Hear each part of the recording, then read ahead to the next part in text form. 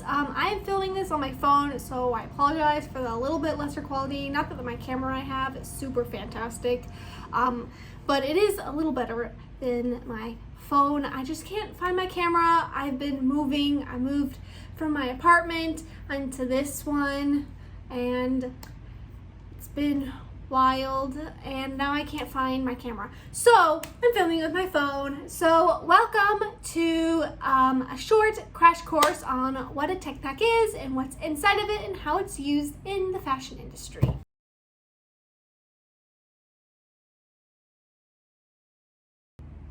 Oh, I have to screen record, that would help. Alright, so what you're looking at right now is actually my final project for my Fashion Design 2 class, which is really learning how to make fashion flats in Illustrator. But for this class, we had to make a Teck Pack because you use the flats for the Teck Pack. So I'm going to briefly go over what a Teck Pack is, and maybe cover a little bit what fashion flat is if you don't know what that is. I do have a video on it, so I'll put it up here for you guys to click on so you can check out what a fashion flat is if you don't know.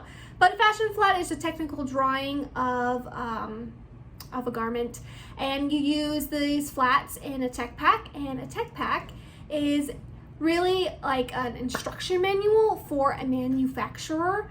I should probably start scrolling. So a Teck Pack is used in the industry as like an instruction manual for manufacturers, because when you are producing a garment, you send it to a manufacturer. You're not going to sit at your sewing machine in your corporate desk just sewn away. So this is really what it is used for, and for every single garment that is sent to a manufacturer, a Teck Pack is created for that individual garment. So if you had, like, I don't know, a collection of 20 outfits, and in those 20 outfits you had,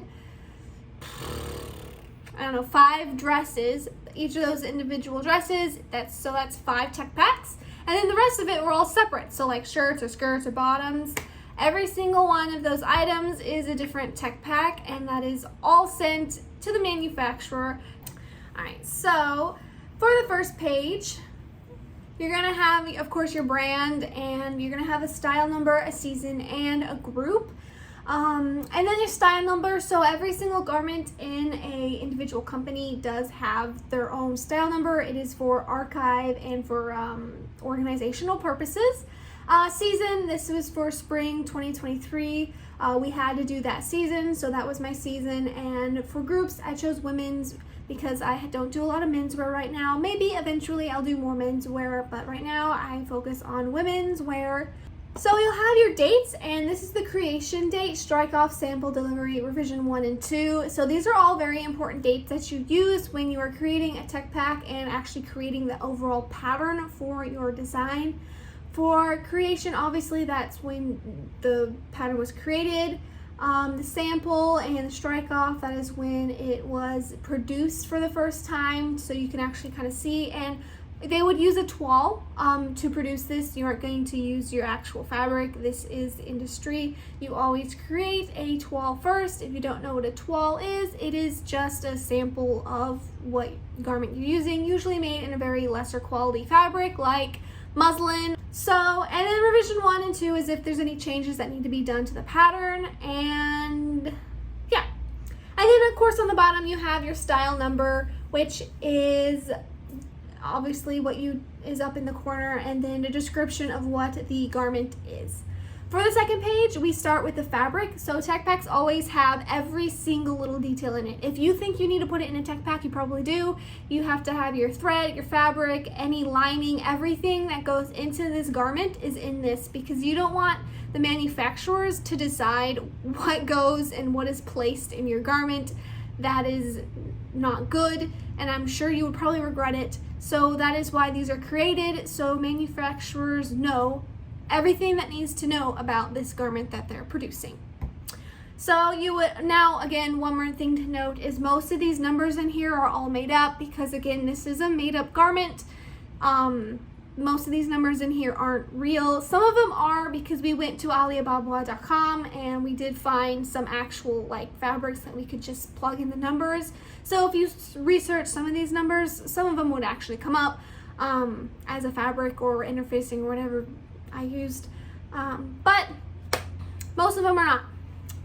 So of course I have the name and the number of the fabric, and then this is body fabric number 1. There is 2 different fabrics. As you can see, it highlighted it in blue, and that's something you would want to do. You want to show a piece of the fabric that you're going to be using, the actual fabric that is going to be in this part, and then where it's located, the weight, what it is, everything that needs to know about that print.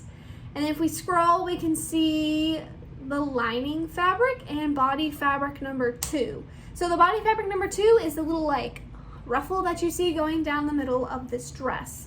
And again, the fabric is next to it, and it gives you all the important information about both of these fabrics. And the lining fabric, of course, it shows you where it is on the dress.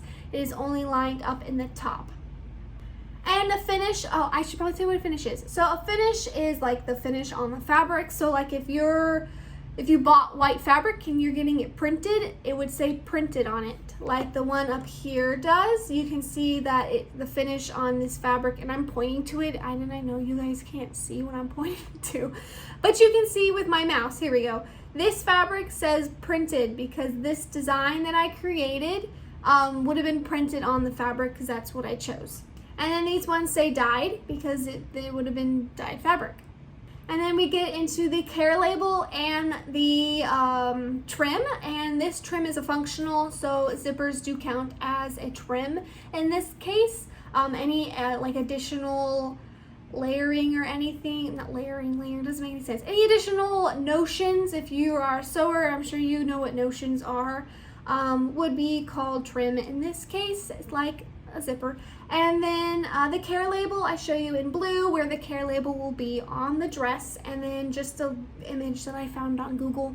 When I zoom in, you can see that I highlighted in blue where the zipper goes on the dress. And continuing, we get into the thread. So trim functional 2 is my thread, and then it shows you the actual label, which I just downloaded off of some label making, I don't even remember what the website was called. And then it shows you, of course, where the label would be and what kind of thread you're using, the weight of the thread, the blend, the fiber content on the thread, where is it from, and all that good information. If you ever want to pause this and like really look at it, you can do that.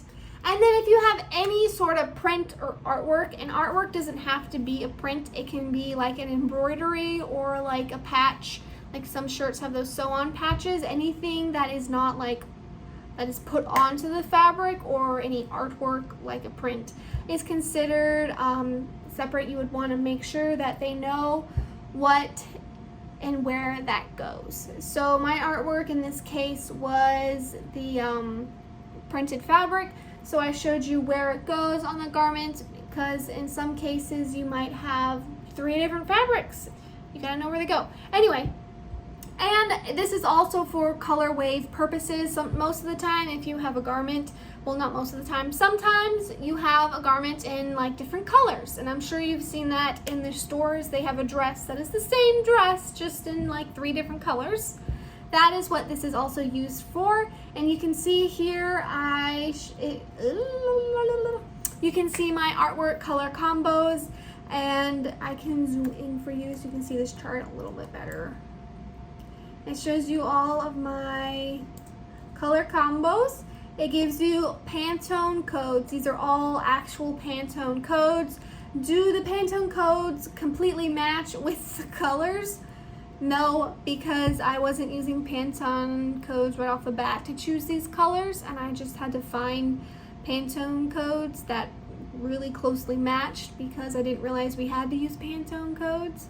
Otherwise, I would have used Pantone colors from the very beginning, but these are hex colors, and then the color code is this number right here. I created this print in Photoshop, and if you dimmed any of the colors any sort of way, you have to state that so they know exactly everything. Basically, they have to know everything.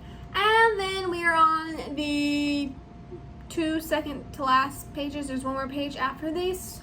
But then it shows you all of the prints on the garment, each of the color waves, and the different fabrics and their codes for those individual fabrics, because obviously even if the fabric is the same fabric, just a different color, you're gonna have different fabrics, different codes, different style numbers for those individual fabrics, and those are all what is listed in this table right here. I should use my mouse more. I keep gesturing with my hands when I should be using my mouse.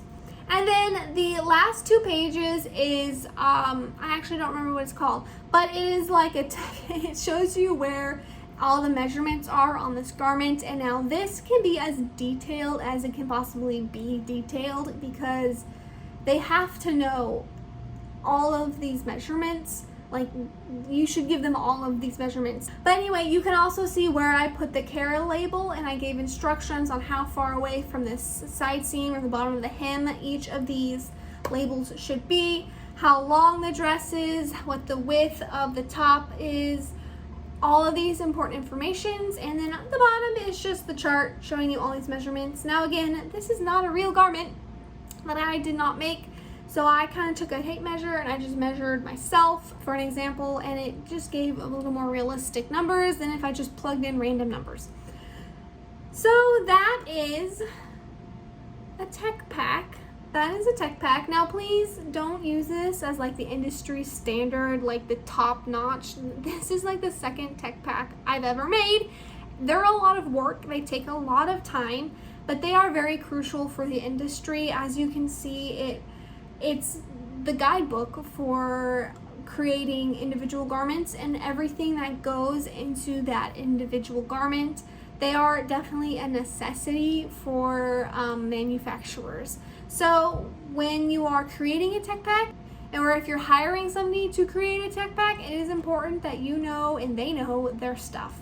So, but thank you guys so much for watching this video. Again, if you liked it, please hit that subscribe button. Please hit the notification bell. Come check out more of my other videos. I'll put links for some other videos that I think that you might enjoy in the description.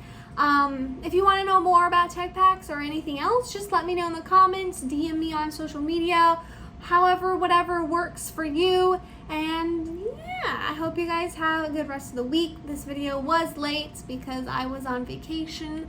Hopefully I'll be able to pump out videos more regularly.